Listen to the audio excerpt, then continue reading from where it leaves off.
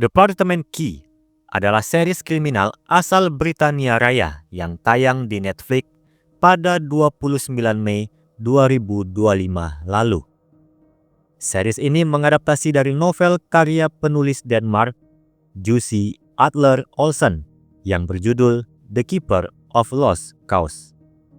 Premis dari series ini adalah seorang detektif unit kriminal dari kepolisian Edinburgh, Skotlandia, bernama Carl Mork, yang mengalami insiden penembakan saat berada di sebuah TKP yang mengakibatkan rekannya, James Hardy, lumpuh, dan satu polisi muda, Anderson, yang tewas, sedangkan Carl sendiri mengalami trauma. I know. It's a gift. Episode pertama ini akan menampilkan dua sisi. Pertama dari sisi Carl, kedua dari sisi seorang jaksa bernama Merit Lingard yang sedang berusaha untuk menjebloskan seorang politisi bernama Graham Finch yang melakukan pembunuhan terhadap istrinya sendiri. Kita akan fokus dulu ke Carl Mork. Dia orang yang mempunyai sikap sinis dan arogan. Sikapnya tidak berubah sekalipun dia melakukan sesi terapi wajibnya bersama Dr. Rachel Irving. Meski begitu, Mork tetap mengikuti saran dari Rachel untuk selalu membawa bola tenis dan meremasnya sebagai media terapi. Sekarang Carl kembali ke kepolisian untuk bertemu dengan atasannya, Kepala Inspektur Detektif, Chief Superintendent Moira Jacobson. Di sini tampaknya semua orang yang di kepolisian tidak menyukai kembalinya Carl. Bahkan dia tidak diizinkan untuk menyelidiki penembakan yang dialaminya karena Carl dan James saat itu datang ke TKP yang bukan kasus mereka hanya karena penasaran. Terlebih, akan ada timbul insiden balas dendam jika Carl yang menangani kasus itu. You can't investigate your own shooting. I know, I just want to see the look on his face. Yang hanya bisa dilakukan Carl adalah melihat rekaman saat kejadian di mana polisi muda Anderson merekam penyelidikan Carl dan James untuk belajar dari mereka berdua. Penembak muncul, memakai topeng, dan masih menjadi tanda tanya siapa orang itu.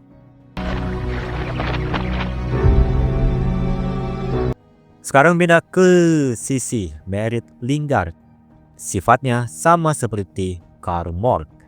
Bersikeras yakin memenangkan kasusnya sekalipun atasannya sudah mengingatkan tindakan gegabah Merit Lingard.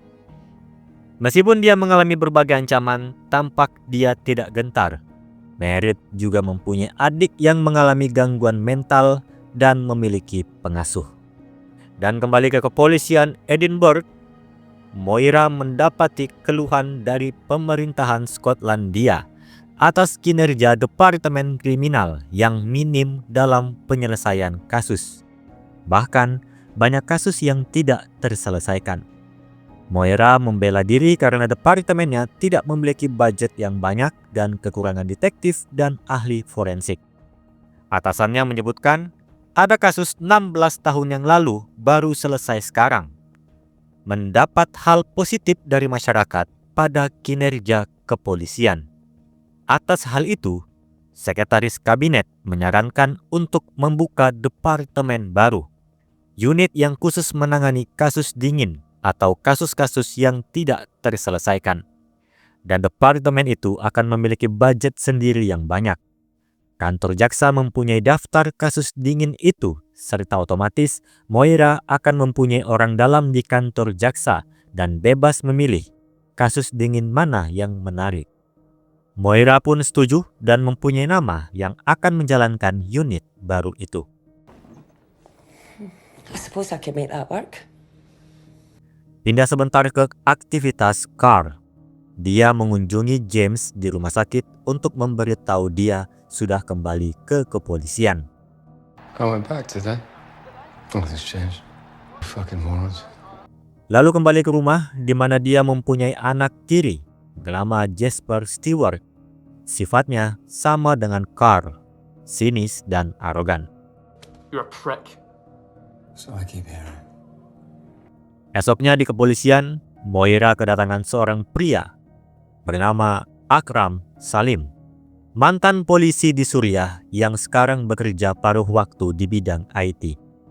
Mencoba melamar kerja di Departemen Kriminal, tapi Moira menolak permintaan itu. Dan sekarang, Moira memanggil Carl Mork, Carl yang akan memimpin departemen baru ini.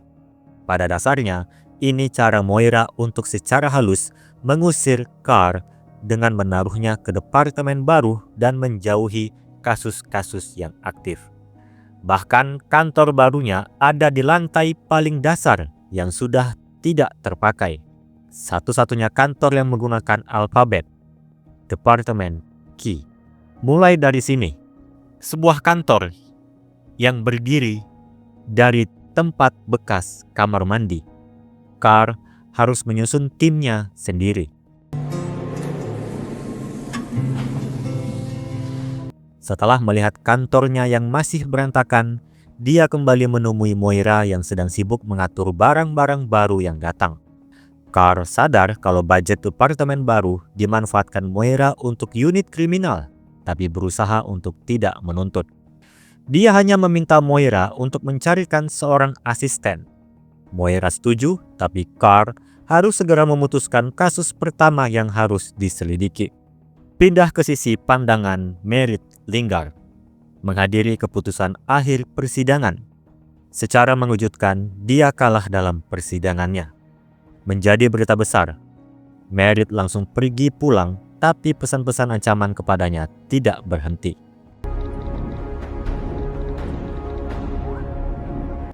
Untuk menenangkan pikirannya, dia mengajak adiknya, bernama William, untuk pergi liburan menaiki kapal feri.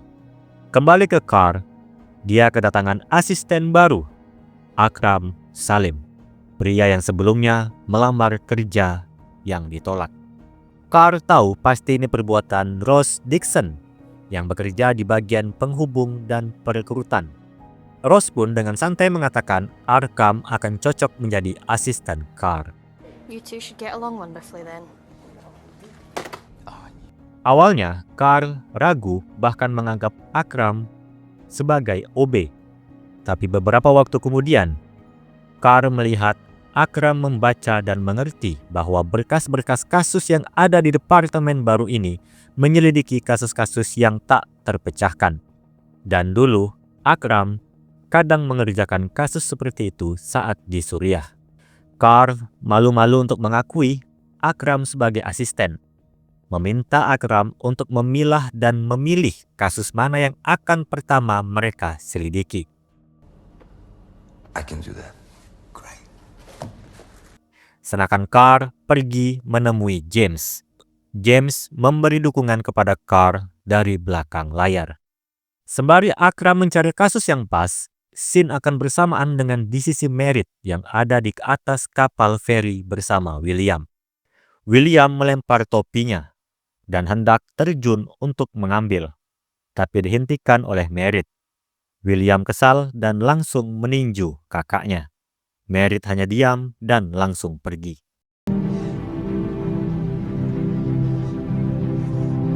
Beberapa saat kemudian, Carl kembali ke kantor. Akram sudah memilih satu kasus, yaitu hilangnya seorang jaksa 4 tahun yang lalu, bernama Merritt Lingard. Scene yang menampilkan Merritt di sepanjang episode ini adalah kilas balik sebelum dia menghilang.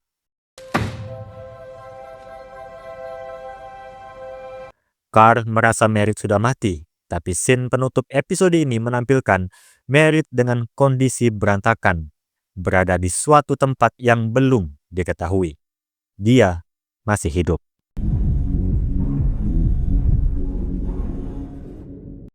Diputuskanlah kasus pertama dari divisi kasus dingin adalah menyelidiki hilangnya jaksa Merritt Lingard 4 tahun lalu.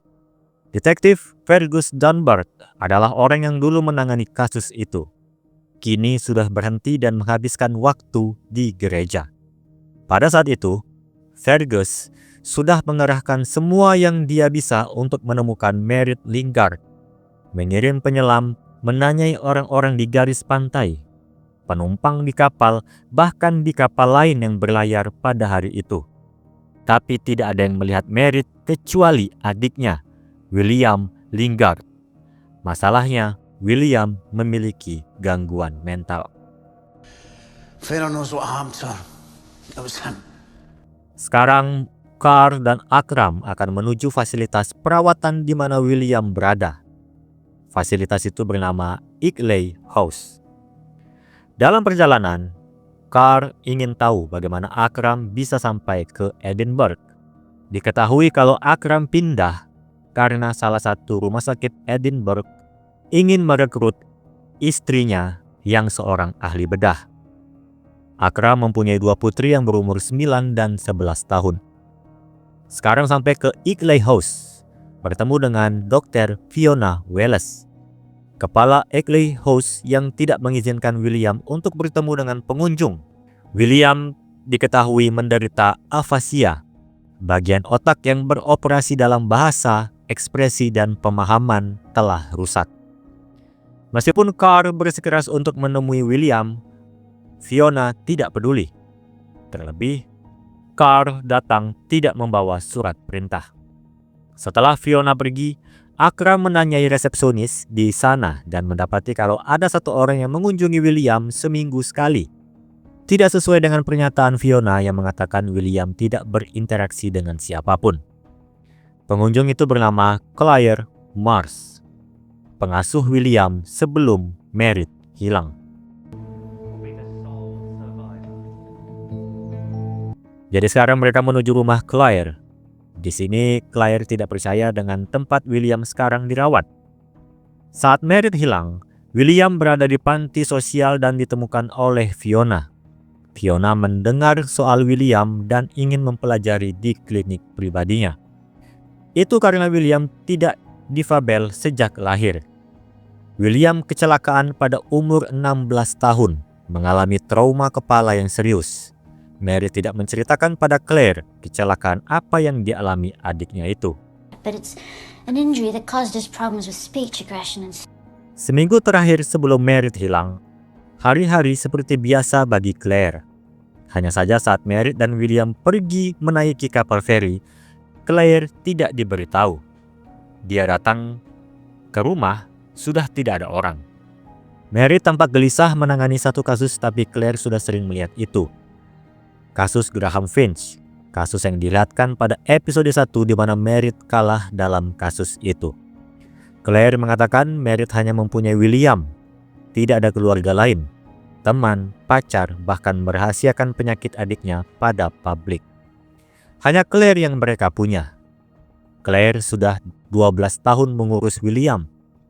William akan melakukan apapun untuk Merritt. cold as she was, I can't accept that she'd leave him on his own like that. Kasus ini sedikit mengalami kebuntuan. Ditambah, Carr mendapati telepon dari kepala sekolah anaknya yang tidak masuk sekolah hari ini. Carr pun kembali ke rumah, mendengar suara pertempuran Jasper dengan teman wanitanya. Martin, pengasuh Jasper, mengatakan itu sudah yang ketiga kali dalam 20 menit.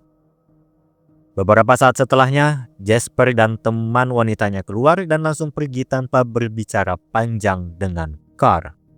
Hell. Well, I'll see you there.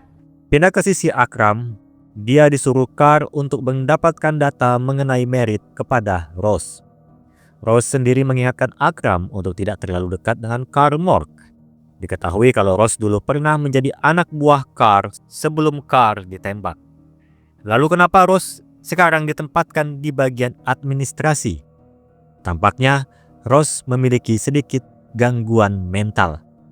Itu dilihatkan saat setelahnya ketika Rose bertemu Moira di toilet.